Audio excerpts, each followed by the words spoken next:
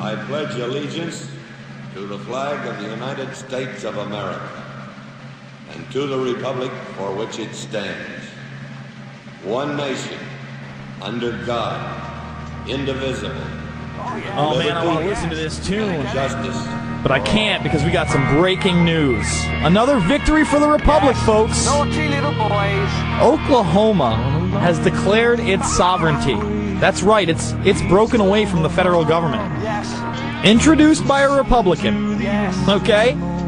Charles Key, the Republican state representative who authored the resolution, told WND that he introduced it because he believes the federal government's overstepping its bounds has put our constitutional form of government in danger. The more we stand by and watch the federal government get involved in areas where it has no legal authority, we kill the Constitution a little at a time, he said. The last few decades, the Constitution has been hanging by a thread. Folks, this passed 92-3. Okay, we're going to lead with this story tomorrow. 92-3. Think about that. I mean, it's not funny. Thank God, thank the Lord that Oklahoma said we've had enough. I hope that other states follow suit. They're not just going to take it. Man, that's awesome. You know who just broke away yesterday? Who? From the U.S.? Like, people don't even know this. The Lakota Nation. They just, the Lakota representatives, Lakota Indians, went to Washington, D.C. and said, yeah, that 150-year-old treaty where you took us in the ass for 150 years, not interested in that anymore. Not at all. Yeah, they're like, we're now an independent nation.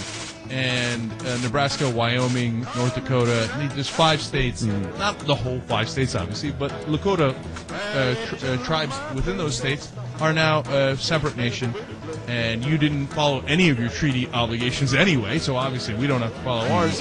But we're going to follow the Vienna Conventions and respectfully withdraw from the treaty in a legitimate way.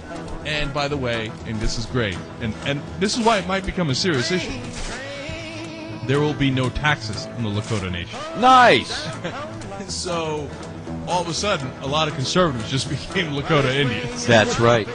They sure did. There's going to be a lot of corporations. Please proceed. The form of the resolution is as follows. A resolution, articles of impeachment of George Bush, President of the United States.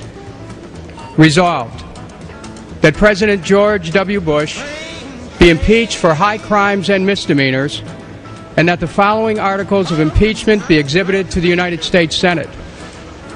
Articles of impeachment exhibited by the House of Representatives of the United States of America in the name of itself and of the people of the United States of America in maintenance and support of its impeachment against President George W. Bush for high crimes and misdemeanors. I thank the gentleman.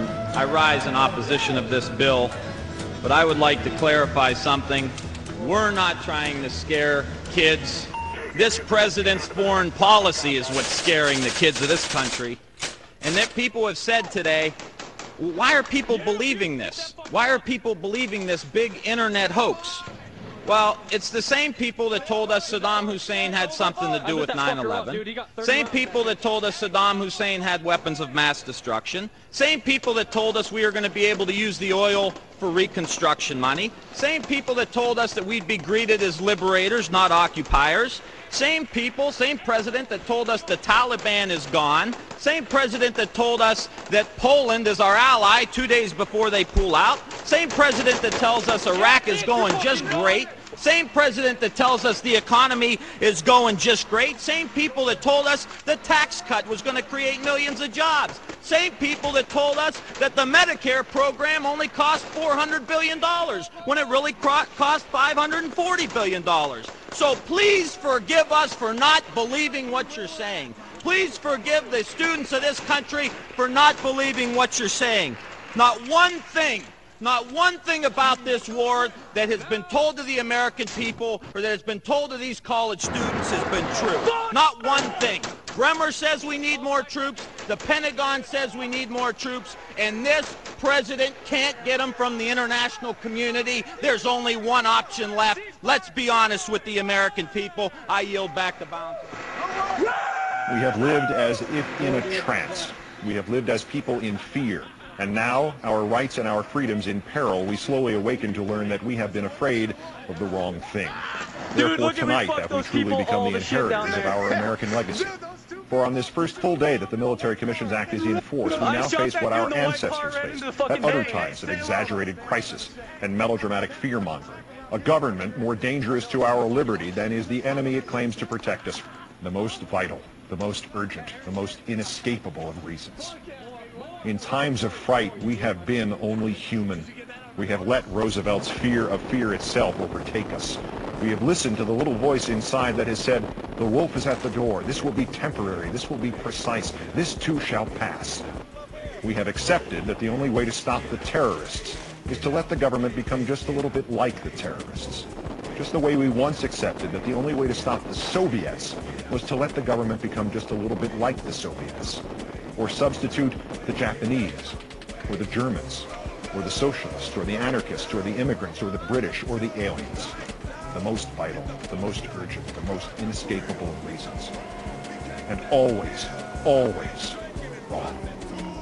We have a long and painful history of ignoring the prophecy attributed to Benjamin Franklin that those who would give up essential liberty to purchase a little temporary safety deserve neither liberty nor safety. But even within this history, we have never before codified the poisoning of habeas corpus, that wellspring of protection from which all essential liberties flow. You, sir, have now befouled that spring. You, sir, have now given us chaos and called it order. You, sir, have now imposed subjugation and called it freedom, for the most vital, the most urgent, the most inescapable of reasons. And again, Mr. Bush, all of them wrong. We have handed a blank check drawn against our own freedom to a man who has said it is unacceptable to compare anything this country has ever done to anything the terrorists have ever done. We have handed a blank check drawn against our own freedom to a man who has insisted again that the United States does not torture. It's against our laws and it's against our values. And who has said that with a straight face while the pictures from Abu Ghraib prison and the stories of waterboarding figuratively fade in and out around him. We have handed a blank check drawn against our own freedom to a man who may now, if he so decides, declare not merely any non-American citizens unlawful enemy combatants and ship them somewhere, anywhere, but may now, if he so decides, declare you an unlawful enemy combatant and ship you somewhere, anywhere. And if you somehow think habeas corpus has not been suspended for American citizens, but only for everybody else, ask yourself this. If you are pulled off the street tomorrow and they call you an alien, or an undocumented immigrant, or an unlawful enemy combatant, exactly how are you going to convince them to give you a court hearing to prove you are not? Do you think this Attorney General is going to help you? Habeas corpus, gone. The Geneva Conventions, optional. The moral force we shined outwards to the world as an eternal beacon and inwards at ourselves as an eternal protection, snuffed out. These things you have done, Mr. Bush, they would constitute the beginning of the end of America. And did it ever occur to you once, sir, somewhere in amidst your 8 separate, gruesome, intentional, terroristic invocations yesterday of the horrors of 9/11, that with only a little further shift in this world we now know, just a touch more repudiation of all of that for which our patriots have died, did it ever occur to you once that in just 27 months and 2 days from now, when you leave office, some irresponsible future president and a competent tribunal of his lackeys would be entitled by the actions of your own hand to declare the status of unlawful enemy combatant 4 and convene a military commission to try not John Walker Lind, but George Walker Bush for the most vital, the most urgent, the most inescapable of reasons. And doubtless, sir, all of them, as always, wrong.